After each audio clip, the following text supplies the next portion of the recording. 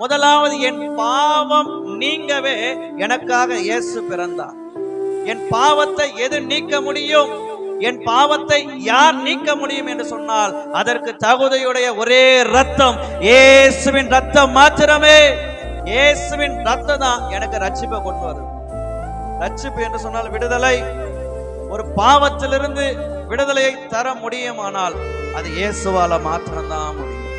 அவராலே அன்றி வேறு ஒருவராலும் ரட்சிப்பு இல்லை. நாம் ரட்சிக்கப்படும்படிக்கு வானத்தின் கீழெங்கும் அவருடைய நாமமே அல்லாமல் வேறொரு நாமம் கட்டளையிடப்படவில்லை. இயேசு பரிசுத்தம் உள்ள தெய்வம்.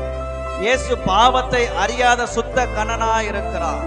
இந்த உலகத்தில் அவர் பிறந்ததின் நோக்கமே என்னுடைய பாவத்தை கழுவுவதற்காகவே. என் பாவம் கழுவும் போது எனக்குள்ள விடுதலை உண்டாகிறது. எதிலிருந்து விடுதலை? பாவத்திலிருந்து விடுதலை, சாபத்திலிருந்து விடுதலை, நோயிலிருந்து விடுதலை, கண்ணீரிலிருந்து விடுதலை.